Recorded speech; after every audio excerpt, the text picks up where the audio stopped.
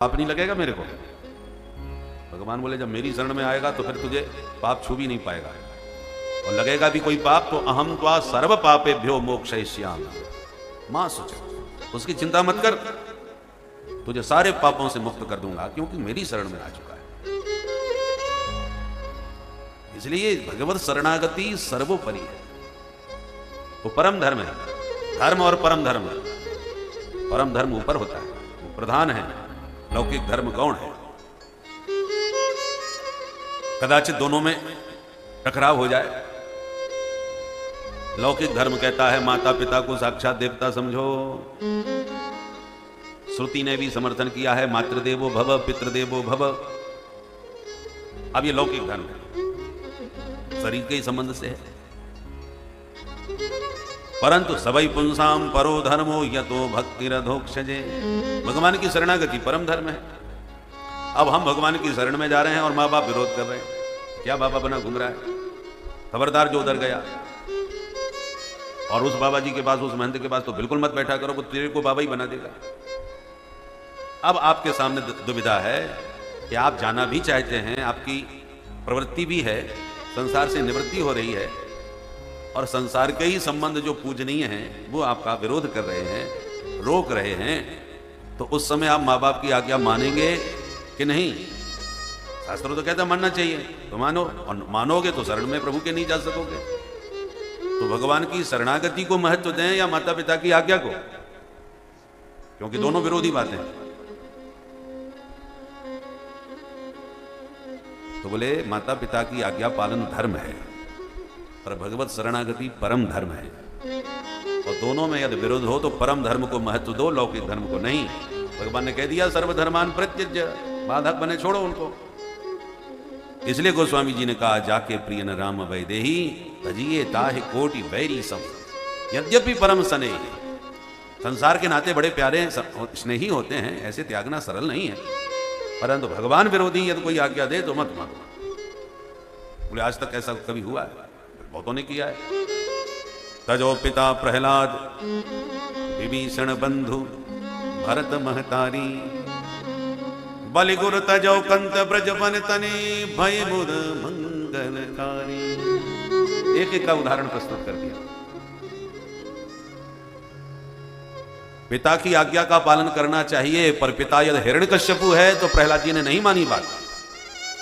मां की आज्ञा का पालन करना चाहिए, पर मां कैकेयी है जो राम विरोध हृदय में रखती है, तो भरत जी ने मां को मां कहना ही छोड़ दिया, त्याग दिया मां को। साक्षात गुरुदेव कह रहे हैं कि ये विष्णु हैं, बलि मना कर, मैंने तुझे कुछ नहीं दिया। तो एक तरफ गुरु एक तरफ गोविंद, क्या करें? बलि ने गुरु को छोड़ दिया। गुरु जी क्षमा करें, जीवन का लक्ष्य भगवत प्राप्ति है, और भगवान सामने खड़े होकर हाथ पसार रहे हो, तुम दैनों को मना कर रहे हो। ये जीवन उनका है, ये संसार उनका है, उनके लिए मैं मना कैसे कर सकता हूं? बलि गुरु तजो, गुरु जी को छोड़ दिया बलि ने। और तीन को प्रधान रूप से वेदों ने कहा, मातृदेवो भव पितृदेवो भव आचार्य देवो भव। परंतु ये इतने महत्वपूर्ण तीनों हैं जो साक्षात देवता के समान हैं, वो भी यदि भगवान का विरोध करें, विरोधी आज्ञा दें, तो तजिए ताहि कोटि वैरी, क्योंकि जीव का परम धर्म भगवत प्राप्ति है। इसलिए पिताजी सेवस्व साधु पुरुषा, साधु पुरुषों का संग करो, कथा सुधारस पान करो, नितराम पिबत्वम, निरंतर। एक एक सूत्र बड़ा ही महत्वपूर्ण श्रुति सार था, आत्मदेव को हृदय में उतर गया, और आत्मदेव ब्राह्मण तुरंत सर्वस्व त्याग करके चले गए। एकांत में बैठ के भागवत का स्वाध्याय करते करते परम धाम को प्राप्त हो। पिताजी के जाने के बाद माताजी को मारना पीटना चालू किया धुंधकारी ने, तो मैया ने तो धुंधली, पढ़ी लिखी तो थी नहीं, धुंधली ठहरी, कुछ समझ में नहीं आया तो कुआं में गिर के आत्महत्या कर ली। गोकर्ण जी ने कहा अब दुष्ट के संग में मैं अकेला नहीं रहूंगा, तुरंत तीर्थ यात्रा करने के लिए गोकर्ण जी निकल गए। अब परम स्वतंत्र हो गया धुंधकारी। अब घर में कोई नहीं है तो 5 वैश्याओं को घर में लाके अपने साथ रख लिया, चोरी डकैती का माल लाके उनको दिखाने लगा। एक दिन उन्हीं 5 ने पूरा धन हड़पने के चक्कर में मदिरा पान करा के सुला दिया, पलंग में बांध दिया, और मारने की कोशिश करी और इसने चिल्लाने की कोशिश करी तो मुंह में आग के अंगारे भर के गला दबा के मार डाला, गड्ढा खोद के आंगन में ही दफना दिया।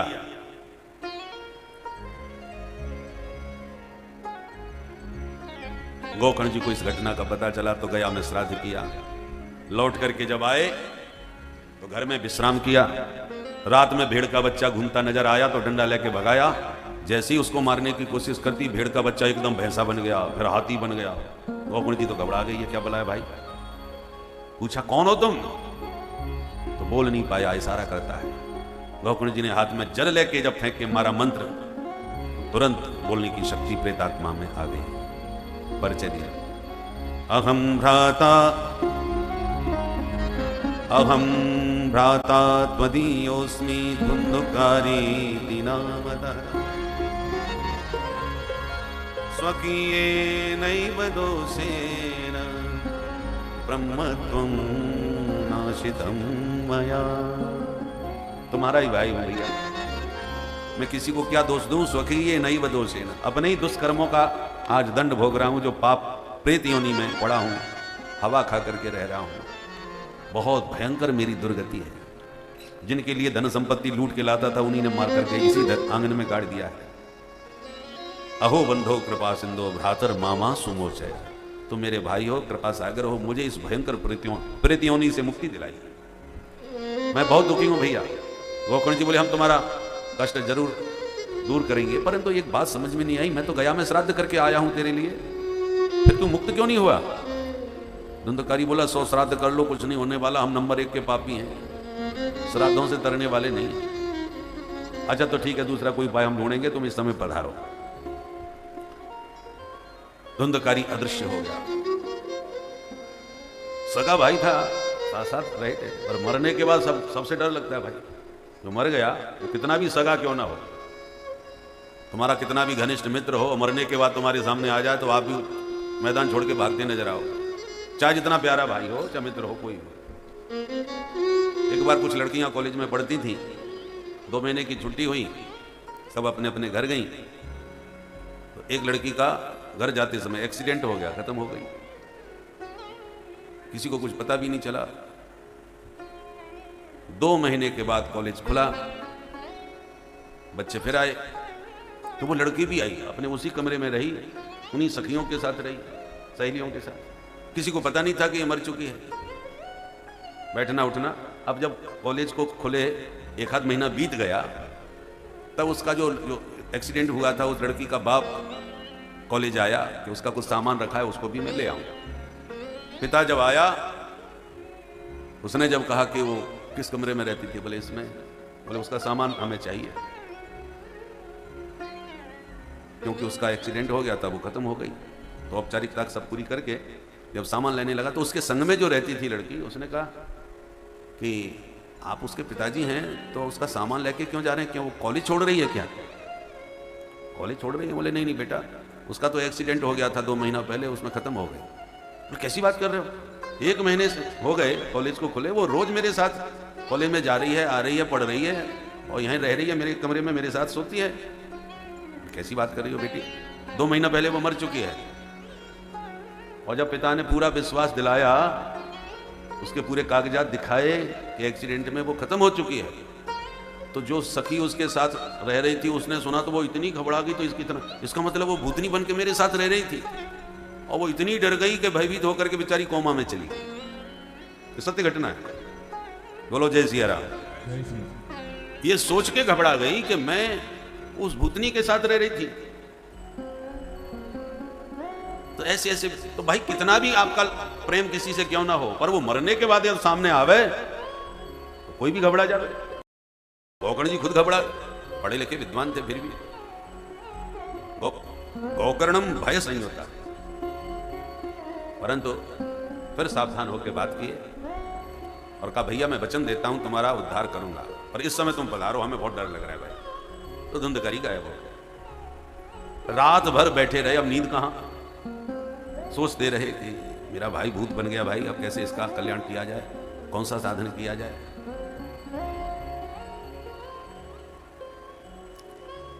सवेरा होने पर क्षेत्र के सारे बड़े बड़े विद्वानों को बुलवाया, विद्वत गोष्ठी हुई, रात्रि की घटना सबके समक्ष रखी और सबसे प्रश्न किया कि आप लोग बताएं इसका क्या समाधान है। गोकर्ण जी चूंकि सर्वोच्च विद्वान थे तो सब उनके सामने मौन हो गए। महाराज अब आपको हम क्या बताएं, हमारी समझ में नहीं आ रहा। जब उसने खुद कहा है कि गया श्राद्ध सते नापी मुक्तिर में न भविष्यति, गया में तुम 100 श्राद्ध करोगे तो भी मेरी मुक्ति नहीं होगी, तो अब बताओ इससे बड़ा उपाय और क्या हो सकता है। गोकर्ण जी ने देखा समाधान कहीं नहीं मिल रहा तो सूर्य भगवान से पूछा, तो भ्यम नमो जगत साक्षिन ब्रूहि में मुक्ति हेतुकम, हे प्रत्यक्ष नारायण प्रभु आप ही बताओ। तब सूर्य भगवान बोले, श्रीमद्भागवतान मुक्ति सप्ताहम वाचनम कुरु। प्रिय गोकर्ण, अपने भाई को भागवत सप्ताह सुनाओ, वो निश्चित मुक्त हो जाएगा। गोकर्ण जी गदगद हो गए, समाधान मिल गया। स्वयं विद्वान तो थे ही, बोले भैया को मैं स्वयं सुनाऊंगा। तो व्यासपीठ का निर्माण हुआ, स्वयं व्यास गद्दी पर गोकर्ण जी विराजमान हो गए। क्षेत्र के लोगों को पता चला गोकर्ण भागवत कहने जा रहे हैं, तो हजारों श्रोता इकट्ठे हो गए। और जैसे ही गोकर्ण जी ने कथा सुनाना प्रारंभ किया, धुंधकारी आया, 7 गांठ के पोले बांस में प्रविष्ट होकर की कथा सुनने लगा। एक एक दिन की कथा से एक एक ग्रंथि बांस की चटकती गई। और एवं सप्त दिनश्चैव सप्त ग्रंथि विभेदनम, 7 दिन की कथा से बांस की 7 ग्रंथियों का भेदन हो गया। और जैसी सप्ताह संपन्न हुआ, दिव्य रूप धरो जातस्तुलसी दाम मंडितः पीतवासो घनश्यामो मुकुटी कुंडलान्वितः। शंख चक्र गदा पद्म लेके चतुर्भुज रूप से धुंधकारी उस बांस से प्रकट हो गया। प्रणाम किया व्यासपीठ को और भागवत की महिमा गाने लगा। धन्या भागवती वार्ता प्रेत पीड़ा विनाशिनी। धन्य है ये भागवत की कथा जिसने मेरे जैसे पापी प्रेत को पवित्र कर दिया। जो भोजन सवेरे बनता है वो शाम को बुझ जाता है, 2 दिन में तो दुर्गंध आने लग जाती है। उसी अन्न से ये काया बनी है, उसी अन्न से इस काया का पोषण होता है। तो जो अन्न 2 दिन नहीं चल सकता, उस अन्न से बनी काया कितने दिन चल जाएगी। यत् प्रातः संस्कृतम चान्नम सायं तच्च विनश्यति तदीय रस संपुष्टे काये का नाम नित्यदा। और जो ऐसी अनित्य काया में रह करके उस नित्य अविनाशी तत्व को नहीं जान पाया, काया और माया कोई सजाने सुधारने संभालने में ही लगा रहा और मायापति माधव को उसने नहीं जान पाया। काया छूटने से पहले मायापति को जान लो तो ये काया सार्थक है। और काया पा करके केवल माया में ही लिपटे रहे तो ना तो माया मिलने वाली है ना काया रहने वाली है, दोनों ही अनित्य है।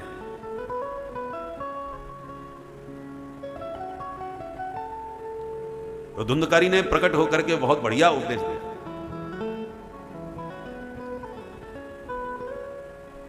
बस इतने में आकाश मंडल से विमान आया। भगवत पार्षदों ने जैसी विमान में धुंधकारी को बैठाया, गोकर्ण जी बोले 1 मिनट हमारी भी सुनते जाओ। क्या? बोले यहां हजारों श्रोताओं को मैंने वही कथा सुनाई जो धुंधकारी ने सुनी, तो आपका विमान एक ही क्यों आया? पार्षदों ने समझाया, गोकर्ण भैया कल्याण की कामना से कथा केवल गोकर्ण ये धुंधकारी ही ने सुनी है, बाकी तो टाइम पास कर रहे थे। ये कल्प वृक्ष है, इसके नीचे जो मनोरथ करोगे वही तो पूर्ण होगा। जब मोक्ष की इच्छा ही नहीं है तो जबरदस्ती मोक्ष क्यों मिलेगा भाई? मोक्ष की कामना सिर्फ धुंधकारी के मन में थी तो उसको मोक्ष मिल गया। और यूं कह के पार्षद चले गए, धुंधकारी को ले गए, परंतु श्रोता सब उदास हो गए। गोकर्ण जी बोले, भैया तुम उदास मत हो, अभी ये दास जीवित है, मैं दोबारा तुम्हें कथा सुनाऊंगा। और दोबारा अगले महीने में गोकर्ण जी ने भव्य आयोजन किया पूरे समाज का कल्याण की भावना से। तो पूरा समाज उपस्थित होगा और ऐसी बढ़िया कथा गोकर्ण जी ने सुनाई कि दूसरी कथा का जब विश्राम हुआ तो जितने श्रोता उतने विमान प्रकट हो गए आकाश मंडल से, और साक्षात श्री हरि ने प्रकट होकर के गोकर्ण को अपने हृदय से लगा लिया।